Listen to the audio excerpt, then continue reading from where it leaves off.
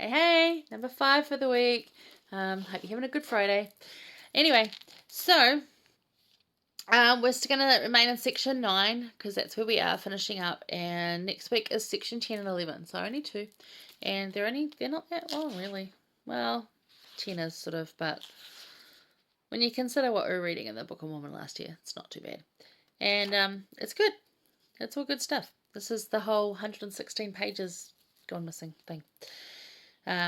And continues on from that and how it all sort of fits together. So it's a good week for the storyline, especially if you're reading through Saints. It's a happy week. It's a week where Joseph's like, oh, the Lord prepared a way. Sweet, cool, and feels better. Okay, so that's that. But that's next week. Right now we're going to finish with section 9, verses 8 and 9. And we just did verse 7, so follow on from that. And it says, But behold, I say unto you that you must study it out in your mind, and you must ask me if it be right. And if it is right, I will cause that your bosom shall burn within you. Therefore you shall feel that it is right. But if it not be right, you shall have no such feelings, but you shall have a stupor of thought that shall cause you to forget the thing which is wrong. Therefore you cannot write that which is sacred, save it be given you from me. Now, in these 2 verses, the Lord is specifically addressing here, translating. That's why it says the right part at the end of verse 9. However, these 2 verses apply to anything we're seeking revelation about, especially after we've had a failure at whatever that thing was that we're trying to do. And we're seeking further revelation on, do we continue to do it? How do we do it better? This is how it is. Or, the big questions. And, like if you live, as we said earlier, as I said in the earlier one, if you live with the Holy Ghost as a long-time visitor in your heart, then doing this is easier. It gets a lot easier to know what is good and what isn't. You get a lot clearer on, the smaller things. So when the big things come, you kind of know them as they happen. Like, it's almost like, I've got to make that prayer meaningful and be really open to it because I've already felt what the answer is. And I don't know if you guys feel that way, but I feel the answer sometimes on the big questions. I feel the answer before I have the prayer. And then I've got to have the prayer and I try to have a really open mind because, maybe I was just wanting that a lot. And then I'm reminded, no, you already had the answer. You've already felt that. I'm like, oh, okay. So it can work like that. It works for me like that. And maybe I'm blessed that way. Maybe you're not. And it doesn't matter. We still need to go through the same process to get those answers.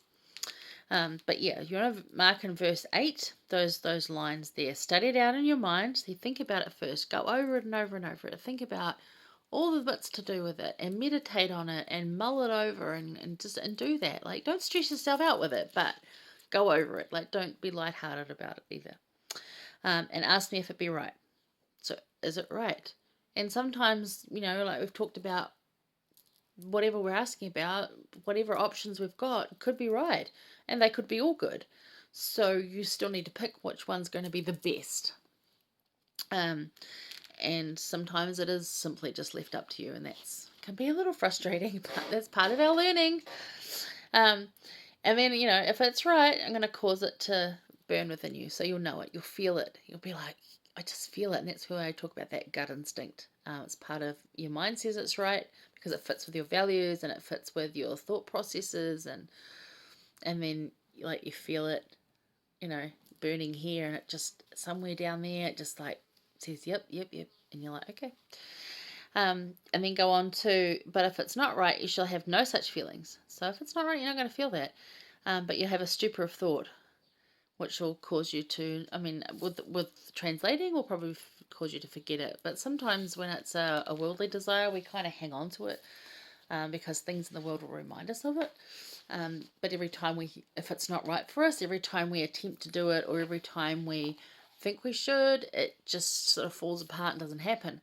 Now, I've had that with some pretty big, serious life choices, and there's one I've always wanted to do, and it just is quite personal, so I'll keep that to me. But every time, and I've probably tried over 10 times, probably 10 to 20 times, I've tried to make that particular thing work.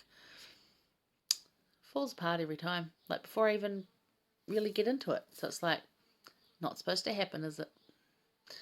Anyway, so, but these 2 verses guide you to know for yourself. It still takes experience in life to know exactly how to feel aside from your own desires, and because they keep interjecting. So, like that, what you want, and the Lord will say, no, no, and you're like, are you sure? Because I really feel this. And he's like, no. And you're like, because that'll keep happening. So it takes practice, and it takes life, takes experience to really feel this.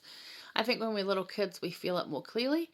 And then we start getting our own, thinking we know, get into teenagers where they think they know everything, and start trying to want to do it our way. And this is what happened to Oliver. He started trying to do things his way, and it didn't work for him. And this was part of his learning, was it's the Lord's way, and that's the way to do it, and that's how it will work. So just do it that way. Anyway, so, I was going to have the book here. Anyway, I've got the book, Silent Souls Weeping. Its author is Jane Clayton Johnson, and she's our quote for this one. It's a really, really good book, available from Deseret Books. You could probably pick it up on Amazon too. Maybe there's some second-hand copies out there. It's been out for over a year now, just over a year. It's the white book, and it's got like a big drop on it.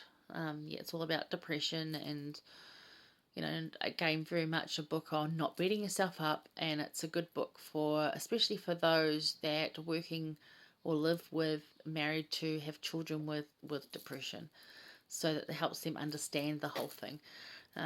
Anyway, she says, knowing for yourself. It takes a lot of faith to put everything you have on the altar of God, trust in Him, and know that His plan is better for you than the plan you have mapped out for yourself. And it does take a lot of trust. It's very hard to do this as an adult, when you think you've come up with this grand plan, and it's like you can see how it all works, you can see your way to doing those things, and because you can visualize it, you feel safe with it. But it takes a lot of faith to put everything on that altar of God and say, actually, I'm going to do it your way, guide me, where you can't see it, where the next corner is always blind. It's really hard, and yet to trust in Him to do that. So, trust that His plan that He's mapped out for you is better than the one you're thinking, because it really is. So that's what Oliver learnt here, and it's a big lesson for all of us. I think Joseph was learning these things at the same time, because he was 24, newly married, just lost their baby, remember. So these are a couple of young guys who were trying to do their best without much guidance, except for what they could receive from the Lord, and, a couple of angel visitations here and there. So, give them some breaks and learn from them, because this is learn from looking back. Remember, we're learning from the experiences they had. That's what we're doing this year. All right, so that's us for this week. Hope you have a really good weekend, and we'll see you next week for Doctrine and Covenants sections 10 and 11. See you guys.